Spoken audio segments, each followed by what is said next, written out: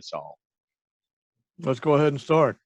Excellent. I will stop my screen share and turn it over to you. Okay, welcome one and all. My name is Charlie Baglin. If we haven't met in person, I'm your president, at least for the rest of the year. And it is summer, and I want to welcome everybody to a reasonably healthy world out there with all the mask mandates and such restrictions dropped. I'm feeling a little better about things going on with our club. Two things, particularly our awards banquet coming up. If you entered, we're looking at later in September. We're having an awards luncheon, and details will go out on that. So if you entered, good luck to you. And that's going along swimmingly. And later this fall, I don't have a date for you yet, and the committee has presented options really, but a fall conference over at Shaker. There are two Shaker towns. Help me out. Shaker Village, Pleasant Hill, Mercer County. Correct. Shaker Village. Shaker Village. That'll be fun. So we're starting to work on that. Hopefully, what I'm really hoping is that your agencies will say, yes, you can go, meaning they don't mind you being out in public again. And if you want to be able to like eat buffet lunches type thing, that they're willing to send you and pay for that. I hope that that is not a fear among state government with the restrictions that have dropped. So that's all I can say for right now. So nonetheless, I'm looking forward to hearing Deborah speak today, and David, to you. Excellent. Thanks, Charlie. Everybody, thank you for showing up today. Glad to have you here. Today we have Deborah Hibbard. She's the Circulation and Marketing Librarian at the Kentucky Department for Library and Archives. She's going to give us an overview of the services at the State Library. She has her BA from Transylvania University and an MLIS from the University of Kentucky. She's been a librarian at the Kentucky Department for Libraries and Archives since 2015, working in reference, archives research, and most recently circulation and marketing. Prior to her career as a librarian, she worked in social services for a total of 10 years as a vocational rehabilitation counselor and a disability educator. I hope I said that right. That's a tough word. Adjudicator. Thank you, adjudicator. Thank you. There you go. She enjoys reading, spending time with her husband and her teen son, and traveling. So everybody help me welcome her. I have attended several webinars. You are going to learn a lot of good information today. We will have the presentation later, so if you take down notes, that's fine, but we're going to make the PowerPoint available to you afterwards. Deborah, the floor is yours. The screen is yours. You may begin sharing when you want. Hey, let's see. I think I have to, just a second. Technical difficulties. Okay. Share screen. There we go. All right. Share. So let me get in presenter mode here. Can everyone see now? Excellent. Yes, all I see Awesome. is the opening slide. You're good. Very good. Okay. Hi. Yes. So yes, I am Debbie Hibbard, and I am the Circulation and Marketing Librarian. Currently, I started in this position in October of 2019 and was in it for a few months, and then COVID hit. So got back into our current office in July of last year, but we were still not open to the public at that point. And now things are starting to ramp up again, and hopefully we can get back to some sort of normal. So this is going to be just mostly an overview of the services that we offer to, and the different types of primary customers that we have, the services that we offer, our main mission. Also, I want to talk specifically about the State Library. KDLA is an agency that encompasses several different services and has 2 different divisions in the State Library. I'm going to show you kind of where we're housed in that. And then also, hopefully, we will have some resources, particularly if you are a state employee, that you might be interested in and would like to take advantage of. So. And this is a picture of our building. If you've ever been up on Coffee Tree Drive, that's where we're located at 300 Coffee Tree Drive. We are next to the Vietnam Veterans Memorial. And supposedly, if you were able to be above our building, it is supposed to be in the shape of an L and an A for libraries and archives, which is also our logo. Okay, we are actually housed under the Cabinet for Education and Workforce Development. And our current mission is to support and promote access to library services and to ensure that documentation of government activities is created, preserved, and made available for public use. As part of that mission, one of our primary customers is state government employees. We are supposed to be a resource for employees in their work. So we have lots of items that we provide interlibrary loan service, we provide reference databases for research, and also various print and digital materials. We also have the state archives in KDLA. The state archives helps to manage local and state government records. And we also promote and support public library services throughout the state. We do that in several different ways. We help to administer grants to public libraries. We provide supplemental materials to public libraries like book discussion kits for adults and for youth. And the youth kits can also be checked out by schools in their communities through Interlibrary Loan. So those are some materials that we have. We also have large print, audiobook and large print circulating collections that we send to public libraries because those are rather expensive items, and especially for libraries that have a smaller budget, that can be very helpful to them to give a wider variety of materials to their patrons. And also we have under our agency the Kentucky Talking Books Library.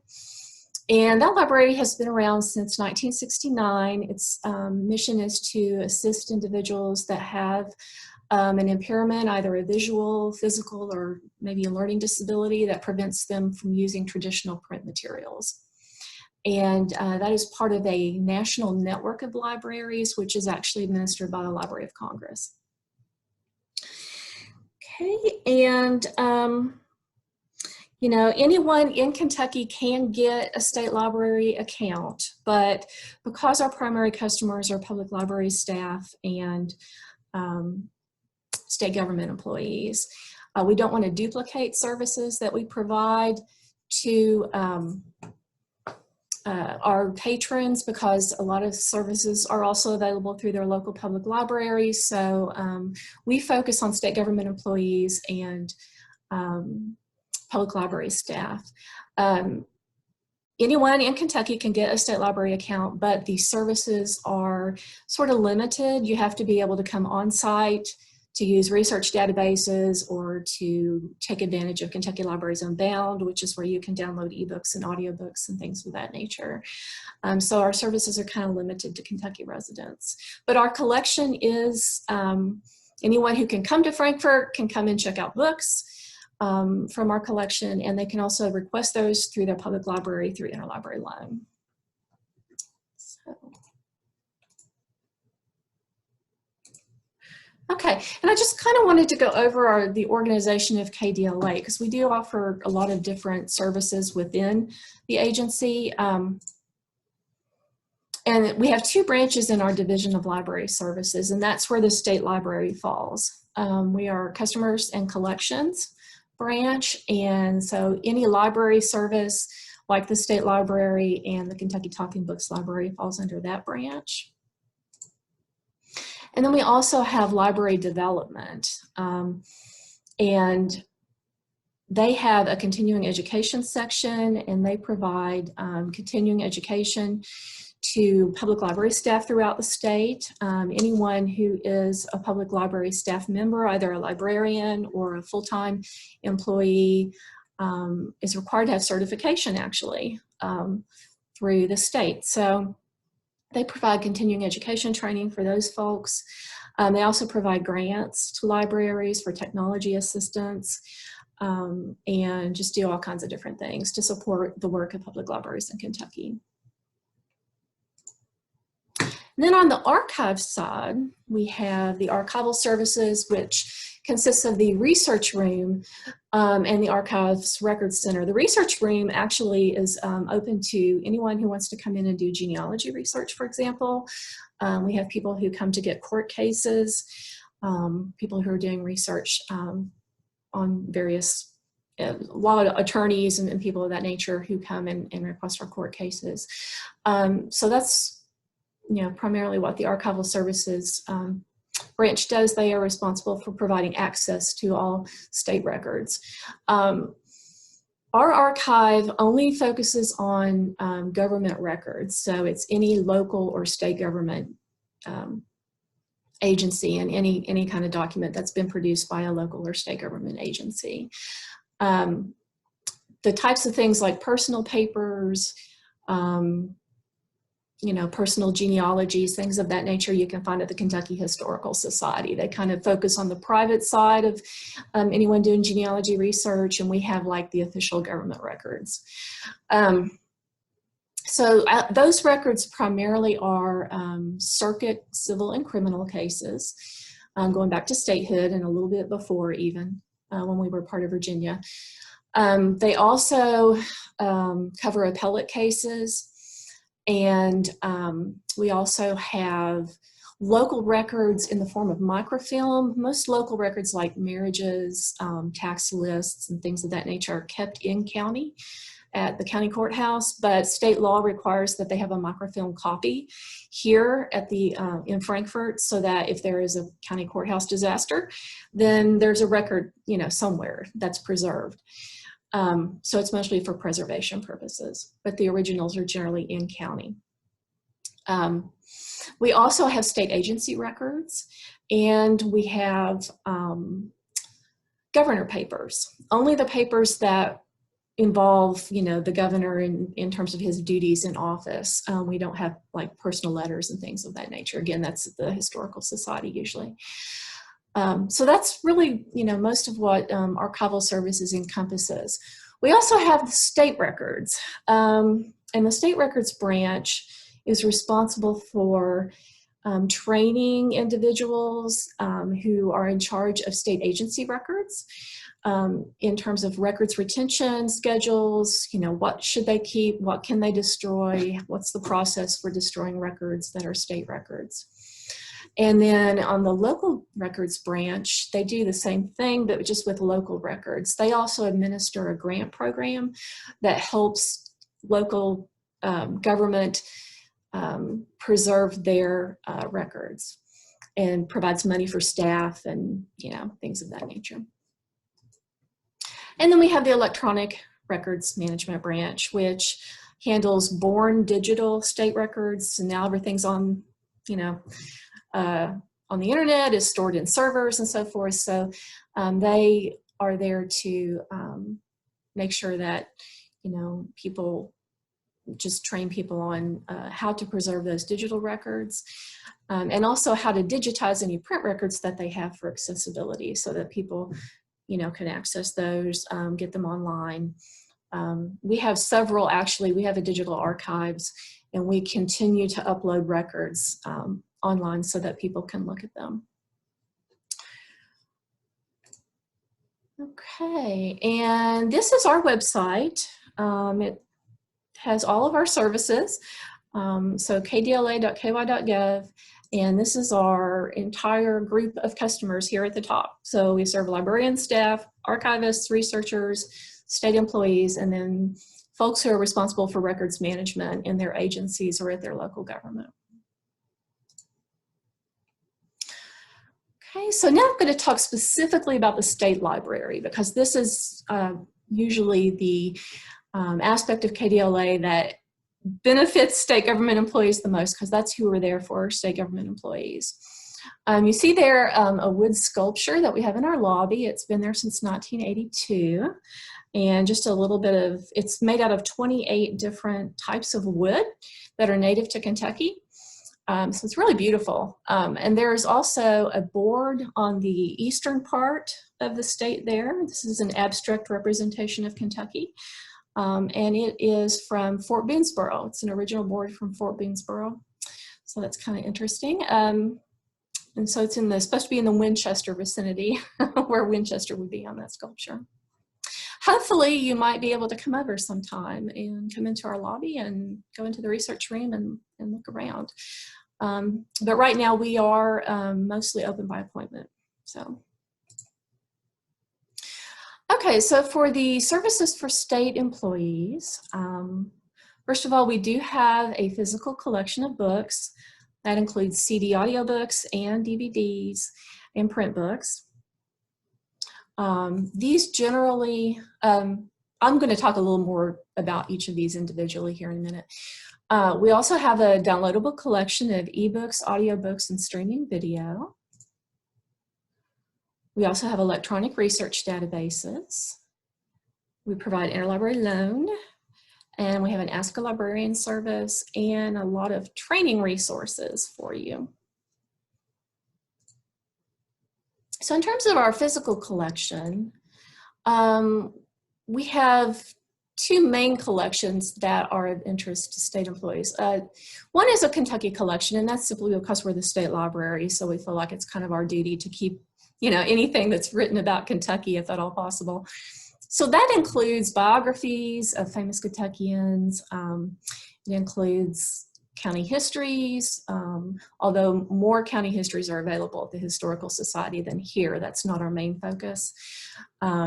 We have state histories, we have folklore, anything about tourism, sports, you know, just anything that's Kentucky. Also, we have a large collection of books written by Kentucky authors. Then we have what we call the general collection, and it's mostly focused on, it's all nonfiction, and it's health and wellness topics. And we feel like it's important to provide resources to state employees that can help make them happier, healthier employees. So we have a variety of health subjects that we cover: personal finances, retirement planning, parenting, you know, anything of that nature. And we have a lot of workplace topic books as well. That includes computer skills and software, customer service, communication skills, dealing with coworkers, management types of issues, anything human resource oriented. And we also have a collection of large print books. This is both fiction and nonfiction. These usually go out to public libraries. They're part of circulating collections that we have, again, to supplement collections at public libraries for people who have visual issues. But anyone can check these out. So whether you have a visual issue or not, if we have a fiction title that you're interested in, even if it's large print, you know, you can still check that out, put it on hold. We'll send it to your office. We also have audiobooks, and these are both fiction and nonfiction. They're CD audiobooks. And we have DVDs. Now these are mostly, they're not just movies and things like that. It's specific towards work. So supervisory skills, communication, you know, diversity, safety issues, things like that. They're really good for training if you're involved with training in your agency. Okay, and then we also have an electronic collection. This includes Kentucky Libraries Unbound. And Kentucky Libraries Unbound has a number of both fiction and nonfiction ebooks, audiobooks, and streaming videos. This is kind of a perk that we offer. A lot of public libraries, like your county public library, also is probably part of Kentucky Libraries Unbound. It's a consortium of public libraries that pools its resources to, you know, provide a wide variety of digital material to folks. But it is available to state government employees, so you can also get it with your library account. You can download ebooks and audiobooks and things of that nature. I think there are 2 or 3 big library systems like Kenton County, Jefferson, and Lexington Public that have their own accounts with Overdrive, so they are not part of KLU. But again, it is powered by Overdrive. But you'll find different titles and different selections in each collection. So, and some of the differences, I think with your state library account, I find that there aren't usually as many holds on a title that's really popular. Also, we may not have as many copies though as the public library does. They generally purchase more copies of the ebook than we do, for example. Okay, and electronic research databases. So these are databases where you can search topics. If you keep up with a particular topic, if you're involved in research in your agency, we have thousands of newspaper, magazine, professional journal, and encyclopedia articles. And we have Newsbank, which is a database that includes most of Kentucky's newspapers. We have Data Axle, Reference USA. It used to be called Reference USA. They changed the name on us. And that's a people and business directory. And it's really good for, I think a lot of people use it for marketing, to develop mailing lists and things of that nature. Learning Express Library is also really popular. It has a number of different, if you want to brush up on skills like, you know, Microsoft Access or using Excel or something of that nature, they have those types of trainings as part of Learning Express. And then ProQuest Central is another one that we have. So in order to access services, all you really have to do, we do a lot of our service remotely. We actually don't have a lot of foot traffic, a lot of people that come in. A lot of people that come into our building are actually going to the archives research room. But if you just go to the state employees drop-down menu there and go to the welcome page, it will kind of show you all the services that we have. And if you think you might be interested, we have our library account application there online. So you just fill that out, and then what we do is we email you a library account number. We no longer send out cards, physical cards anymore. But we will mail you a library account number, and then you'll set a password, and then you're good to go.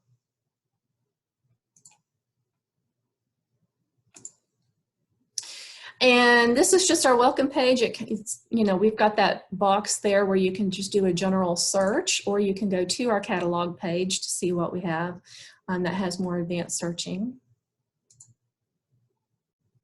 And there's also a little video there that shows you how to set your password. It's very easy to do. This is our catalog page. And there you see where you sign in. And then here's, once you put in your library account number, you can set your password there. So you just click on Set Reset Password. Very easy. And you're going to get that message that says, you know, to reset your password, et cetera, et cetera. What it does is it emails you, once you've requested a password, you get a link, and then it has you set up the password. Okay, and then also under that sign in, once you've signed in, it changes the box there at the top and it becomes your name. And you see where it says My Account. You can get on there to see if there are any charges on your account, what you have checked out, what the due dates are, and you can even renew things online there too. We do not charge overdue fines. We only charge if an item is lost or damaged, and then we will charge for replacement of that item. But no overdue fines like you find in some public libraries, although some of them are doing away with that now. Okay, and so I'm just going to kind of go through our catalog, because our catalog is kind of different and can be confusing at times. So I'm just, you know, looking for things on stress management. Okay, so here are my search results, and all of our, anything that we physically own is at the top. It comes to the top of the search results. It'll say held by Kentucky Department for Libraries and Archives. But you see there I had 438,000 results when I did the search. So we don't have that many items on stress management. This catalog is tied into over 100 libraries nationwide. It's part of what's called OCLC. It's also a consortium of libraries. And so it's supposed to allow you to discover items at any library across the country. That's really what it's designed to do. So that's where it gets confusing, because people think, oh, it says in your catalog that you have this, but actually it's at another library. You can filter there on the left-hand side if you just want to see items that are available through us. And you can also filter by format. So if you just want to see audiobooks, or if you just want to see books. It also brings up ebooks, anything that is tied to our collection, whether it's digital or print. Articles that are in our research databases, you will find in this catalog. It's just supposed to be an all-purpose catalog. And then it tells you there whether it's available. If you click on the title in blue, it'll take you to the item record. And you see there you still have your search results over there on the left-hand side. And then if you click on description, it gives you sometimes it's a summary and sometimes it's a descriptor, like subject headings, things of that nature. And if you want the item, you can place a hold on it. So you just click place hold, and it gives you this pop-up box. And you click submit, and what we will do is we'll pull it. It's going to come up on a list that shows up on our in our system, and we will pull it and we will send it to your office. We are also, when COVID hit, we were given permission to send items to people's homes if they were working from home. So if we do, or if you work outside Frankfurt and you don't have the messenger mail in your office, we can send it through UPS, and we include free return postage. So there's no charge to you whatsoever. It's completely free service. Again, we are just a little bit about checking out materials. We are open to the public, mostly by appointment. I think they said that depending on how many people are in the building, they may let people come in if they don't have an appointment, but it just depends on how crowded it is. We're open from 9 to 4, Monday through Friday. We don't have stacks that you can go through and browse. Everything is back in the staff area. A lot of what we do is remote. We pull items, we send it to your office, or we send it to your home. So you do kind of have to go through the catalog to see what we have. And there's a phone number. We do have a 1-800 number if you're outside Frankfurt. We answer our phones 8 to 4:30. Checkout periods for books and audiobooks in our collection are 4 weeks initially and 2 weeks to renew. And DVDs are 7 days. And we can renew if there's not a hold on an item. And we deliver it right to you. It comes to you, to your office or your home. So we try to make it very easy for you to get materials. So I'm just going to stop here for a second if anybody has any questions, or we can hold those to the end, which is fine.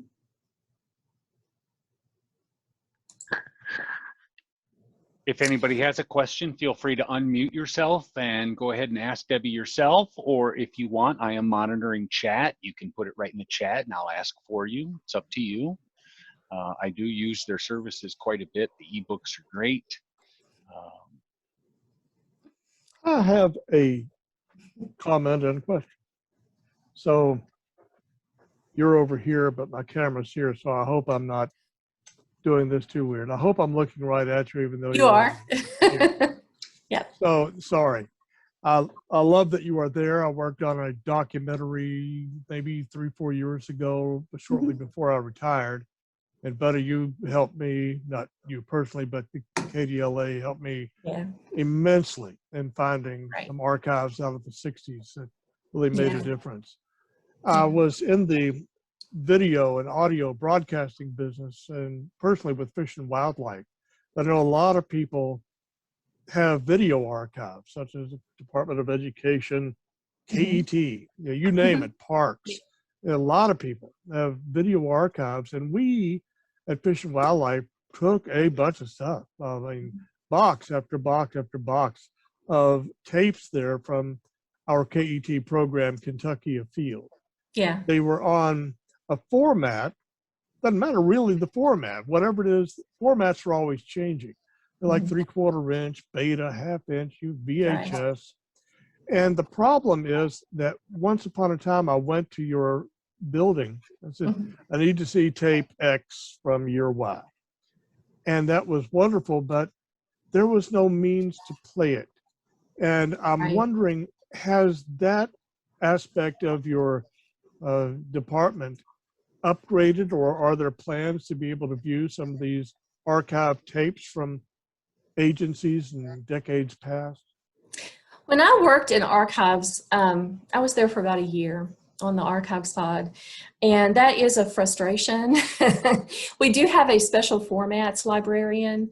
Unfortunately, she's getting ready to retire, but that is something that they talked about. I remember is the fact that they have so many, just even things on floppy disks and things of that nature, you know, state records, that we can no longer access because there's not anything to play them on. Yeah. I'm not sure that there's an easy solution for that, because it's difficult to, you know, find some of that stuff now, some of those players or, you know, things of that nature. And then our budget is always an issue. So I have not heard anything personally. I don't know if there was a grant available or a means to, yeah, an intern or a position for a year that could get everything out there, let's say on YouTube or on a similar type of web access, which may be around for a while. Right. But I don't know. But it was a concern when I went, and I know for a lot of people, and I know it's a task, but it would be nice if there was an option, so somebody looking into it. Yeah, well, I can certainly pass that on. I'll let Lisa know. She's our special formats librarian, and she can let the her manager know that. You know, yeah, that's a shame, because that's a lot of information, you know, that's lost. Creative efforts that are, you know, can no longer be accessed, and that is a problem, definitely. So. Okay, so if there aren't any more questions right now, I'm going to move on to the downloadable collection. Okay. And so if you want to get the ebooks and audiobooks, KLU, I think, is one of the services that we offer that people really, really love. We do have a page here. You can just click on that link. It'll take you right to KLU. Now I get sometimes, I will get ebooks that are work related, you know, that have to do with marketing. Is kind of the new thing for me. I had not really had any experience in that in the past. So, you know, I like to download books and stuff and read about different marketing techniques. If you do that and you use your state, you know, equipment, you're really supposed to get permission from your supervisor, or make sure that you're following your agency's IT policies and so forth. So we just have that little caution out there. So this is Kentucky Libraries Unbound's website, and you know, you just sign in here. They have a wonderful help page. It takes you to the Overdrive help page, but they have a lot of different troubleshooting information on there. You just click on your library and put in your account number, and you're good to go. Now this is, you know, the options that are under my account. You can see what you have on loan. You can see what holds you have and so forth.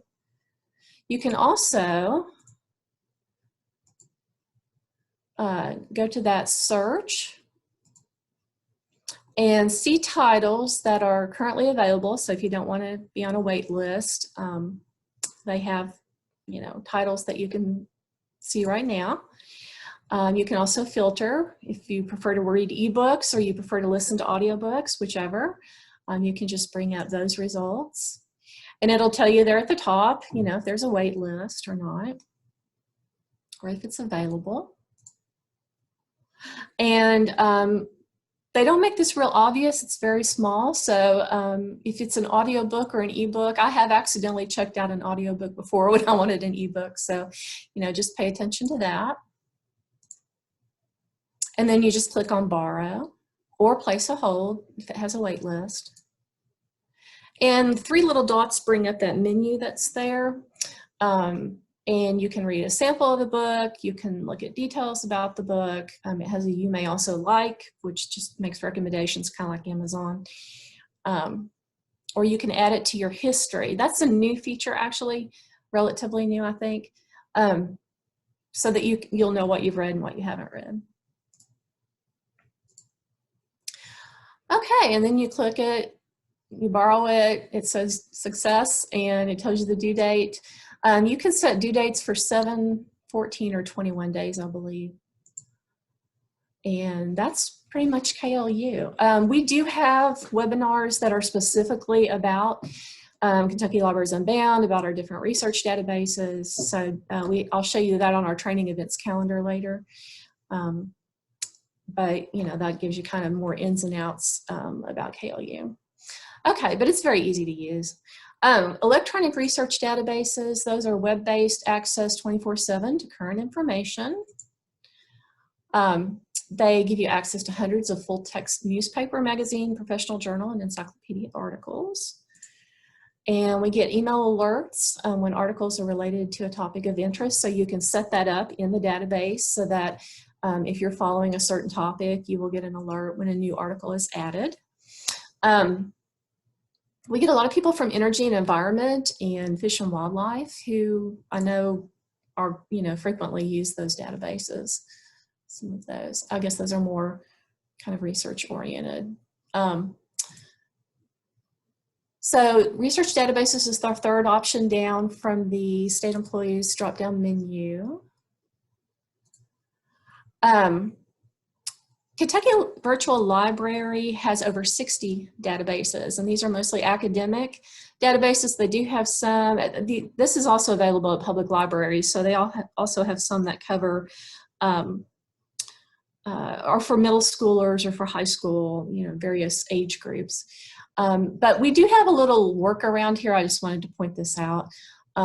If you have trouble accessing KYVL, we have a little workaround page that you need to go to. And you'll just click on that and it'll take you to the databases in KLU that you need to get to. For some reason, their website doesn't always play nicely with ours.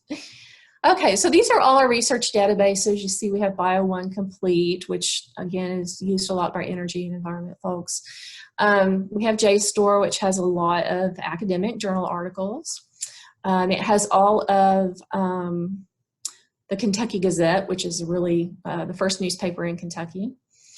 It has Newsbank, which includes many of our Kentucky newspapers. ProQuest has the Louisville Courier-Journal and Cincinnati Enquirer, if you're looking for those. And I'm going to just go really quick through a search in ProQuest. So it has 4 databases: Alt Press Watch, Career and Technical Education, Coronavirus Research Database, and then the one that most people would use, I think, is ProQuest Central, which covers newspaper and journal articles from 1970 to current. And I'm going to look in that real quick.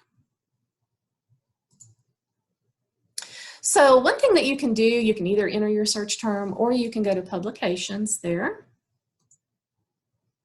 And if I put in public relations, I'm looking for journals that actually have that in the title. And so I see there are 6 here. This is in ABI Inform, which is a business database. So I'm going to choose PR News. It goes back to 1995, full text. And if I put my search terms in there, I'm searching just within that particular publication. Or you can actually view an issue. So you can actually pull up the entire issue and all the articles that are in it.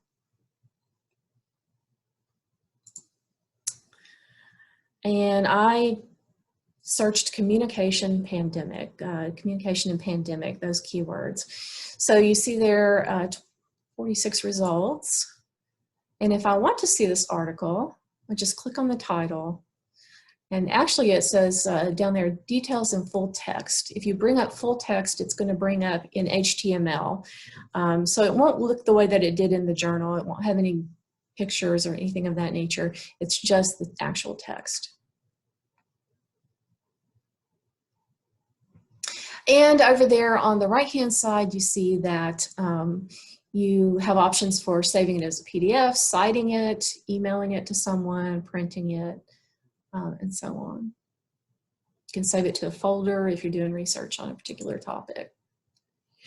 And if you can't find what you want in one of our research databases, you can always request articles, books, anything through Interlibrary Loan. We do have a few caveats though. The item is supposed to be work related, so if it supports your work in some way, you know, then if it's for training purposes, for example, if you just want to brush up on some skills, if it's something that we would have in our general collection, like health and wellness topics, things of that nature, then we can get it for you. If it is the latest James Patterson novel, then we won't be able to. That's something that you would need to go to your public library for. It can take 2 to 3 weeks, depending on where the item is coming from. If it's an article, we can usually get those within a day. What we do is we request it from the library, they send it, they upload it through an article exchange platform, and then we download it as a PDF and we email it to you. So usually we can get that for you within a day or 2 days. And we don't determine due dates on ILL, so if you need a renewal, then we'll have to ask the lending library if they will renew it. And to request an ILL, if you find an article in our catalog or a book in our catalog, let's say, that you're interested in, but it doesn't say that we hold that item, so it's not something that we have in our collection, just request item, and that's going to show up in our system that you've requested an interlibrary loan. Tell us the date that you need it by, preferably, and then we'll, you know, try to get it for you. You can also submit ILL requests through our Ask a Librarian form, or if you have any questions about any of our services, just go to Ask a Librarian. And we have our, oops, we have a form there. Let's see if I can go back. There we go. Just put in the subject. If you're requesting an interlibrary loan, just give me the citation. I just need the volume number, the page numbers, the title and the author and so forth. The journal that it's in, if it's a journal article. And then we man our Ask a Librarian desk. It comes in through like email. We man that 24, we try to get back to you within 24 hours, I should say. We don't man it for 24 hours, 7 days a week, but we do during business hours. We're looking at it throughout the day, and we'll try to get back to you at least within 24 hours. Okay, and training resources. We do have a training events calendar. During COVID, we put training on hold. We weren't doing any training at all. We are starting to gear back up again to doing monthly webinars. So just look for those on our training events calendar. And you see here, it gives you the title. You just click on the title and a registration form comes up. Many of the, again, webinars that we do are related to our resources, specific to our research databases, how to get the most out of, you know, Reference USA, you know, what you can do with it, things of that nature. Okay, and then we also have recordings of all of our trainings, and you can go to the archive training sessions page. They are in the process of moving all of that to YouTube right now. We have a YouTube channel, and that is under the Technology Training for State Employees heading. So you can go there. And if you go to our YouTube channel, just about all of our trainings that we had recordings for are now on YouTube. So you can just click on those and watch. Also, you see there Learning Express Library. It tells you a little bit about that. There are also video tutorials on our YouTube channel on different Microsoft Office products and other things of that nature that have been vetted by our continuing education staff. So you might take a look at those if you're wanting to improve some skills there. And there's our YouTube channel. And then as far as communication resources, when I was thinking of, you know, what we could offer people who are in the business of government communication, we have, you know, a lot of books on general communication. Many of these are digital, many of these are ebooks, but we do have print books as well. Some of them are older. We are trying to update that collection, those print books, but we do have more titles in terms of ebooks. So we have a number of things on just general communication skills, like business writing for dummies, how to be heard, and then public relations and marketing. So why things catch on, contagious. We have different books on, you know, making the most out of Facebook or Instagram accounts, things of that nature.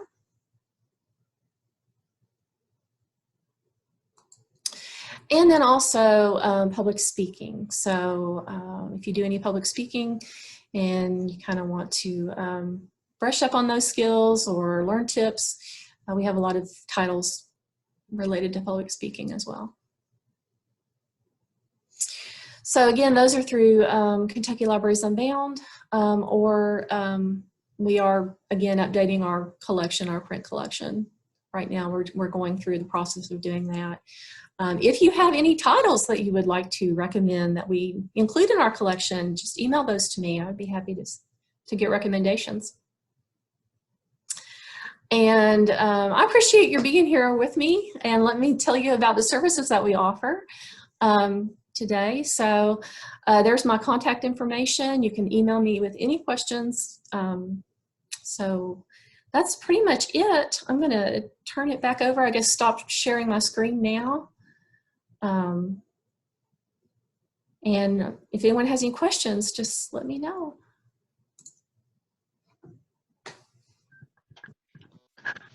Thank you, Debbie. That was great. A lot of information there. Again, if anybody has a question, if they want to unmute themselves, they can. If they just want to enter it into chat, they can feel free to ask. While you all are thinking about questions, I do have one. Do you have like a listserv or a distribution list or anything like that for your trainings and the stuff that you do, and how do you get on that? Okay, we don't actually. We have listservs for public library staff, but not for state government employees. That's actually something we might consider. No, our trainings are all just listed on our training events calendar. So if you just go to our website and look there, you know, you can see what we have coming up. And I also put those out on our social media pages. So we have a Twitter and Facebook account, and they'll go, you know, I'll go put posts up about that several weeks ahead of time to give people a chance to register. And then we will also send out, we try to send out through state email, just kind of hit anyone who's got an account with us. We will try to email that. So if we'll have your information if you have an account with us. But you don't have to necessarily have an account with us to take one of our webinars. Okay, excellent. Thank you. I did send out links to your Facebook and your Twitter in our announcements. They'll go out in the follow-up email, plus they'll be posted on our website. So if anybody wants to go there to find you and then like and follow you, they can do that. So excellent. Thank you.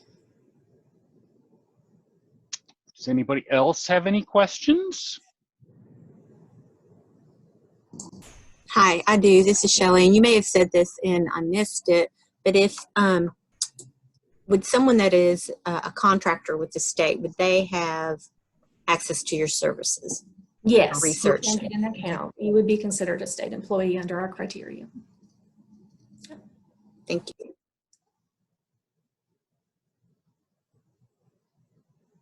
Excellent. Any final words, questions, Charlie, from you?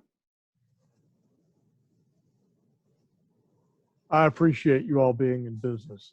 It's our history is an amazing thing, and when you can go back and tap into it and to really get a sense of what was going on once upon a time in the state on such a variety of subjects, I'm delighted every time I've been out there and sought your all services and you were able to help. So I appreciate you being there and being here today. Thank you.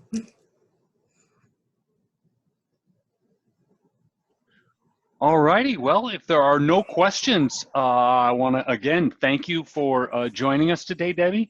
I will send out a follow-up email with links to everything. We'll get the PowerPoint posted online. There'll be a video recording. So again, thank you definitely for being here. I'm going to share my screen. We have our next Lunch and Learn will be July 13th. It'll be at 11 o'clock in the morning. Our featured speaker is going to be Sadie Bograd, who happens to be the 2021 KAG Scholarship Award winner. She's probably going to be joined by several of her peers and mentors, some organizations that she works with in communicating across the schools and things that she does outside of that. So details will follow, but I already have the link to the Zoom posted on our website, so you can go there for that. And I'll have details in the follow-up email for today's webinar. I like this young lady. She wasn't just lucky enough to have written a nice essay that got our attention and got our money, but she's the real deal. She's Harvard bound. She's leaving like end of next month. And she's from Paul Lawrence Dunbar High School over in Lexington. And I am looking forward to hearing from somebody who represents our future in communications. She's one of those. She's not just wet behind the ears. She has been well taught. She's writing for the school newspaper and a variety of other things. So I think it's going to be good to hear from her because she's what's next. All right. If that's all, if nobody has any other final comments or questions, I want to thank you all for joining us, and that'll end today's Lunch and Learn. And look for emails and see you next month. Thanks for joining us. Thanks, Deborah.